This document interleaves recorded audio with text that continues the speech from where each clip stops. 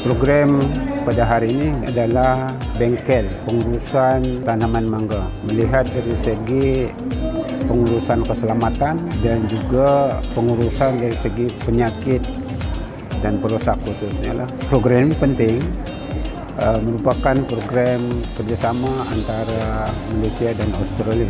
Daripada itu juga cuba kita jemput khas pakar daripada Australia yang akan mengajar, berkongsi ilmu dan maklumat berkaitan dengan kedua-dua aspek tanaman mangga ataupun dari segi pengurusan penyakit dan perosak lah.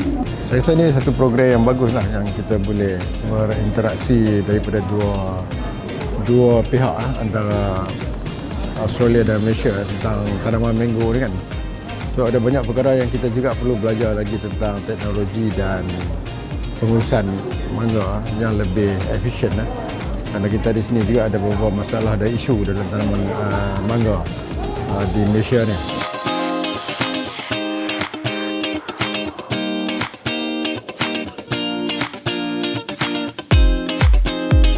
This is a very important workshop for both Australia and Malaysia.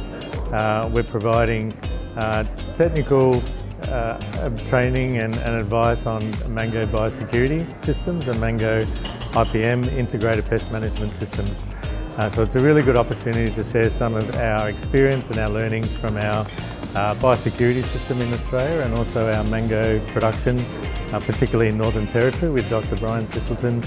And it's a very good opportunity to work with government, industry and the farmers in Malaysia. I think we're in for a great week of cooperation. Australia and Malaysia are already long-standing partners and friends, so it's really nice to see Malaysians and Australians coming together for a week of learning. The workshop's supported by the Australian government under the Southeast Asia and Australia Government Partnership Program, and we're working together to build bilateral relationships and to help Malaysia build a more resilient and sustainable agriculture sector.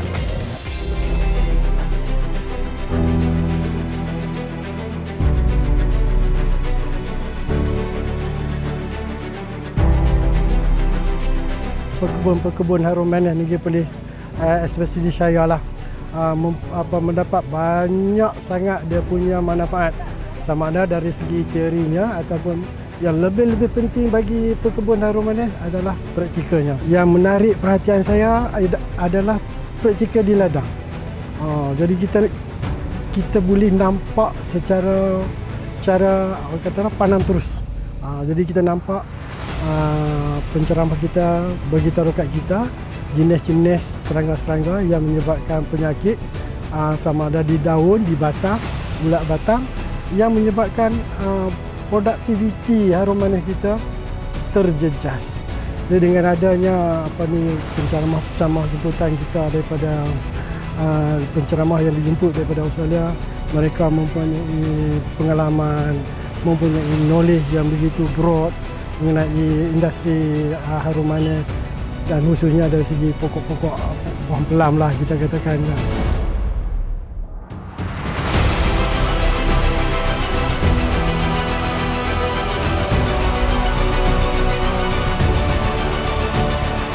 Pada hari ini kita pun ada dua segmen yang kita buat, iaitu segmen biosecurity dan juga segmen IPM. Kita nak bagi kepahaman kepada pegawai kita macam mana proses biosecurity ataupun kita nak mengeksport. Itulah kepentingan yang untuk dari segi biosecurity lah, itu yang kita bawa petani itu datang untuk belajar daripada pihak Australia. So untuk mengeksport, apakah proses-proses, apakah langkah-langkah yang perlu diorang ambil untuk melayakkan produk-produk ataupun hasil pertanian daripada ladang diorang tu yang boleh dieksport. Memang kita mengharapkan kedua-dua pihak lah, pegawai dan juga petani. So pegawai-pegawai yang dipilih mendapat ilmu, mendapat pengetahuan daripada pakar daripada Australia dan berkongsi dengan rakan-rakan yang lain. Kita mengharapkan petani ini dapat berkongsi dengan petani-petani lain yang ada di sekitar kawasan di kedua-dua negeri ini lah, terutama di Kedah dan juga di Perlis lah. So dengan adanya pengalaman ini, kita percayalah diorang boleh mempertingkatkan lagi produktiviti mangga, since kita punya pengeluaran mangga pun tidak mencapai SSR yang kita harapkan.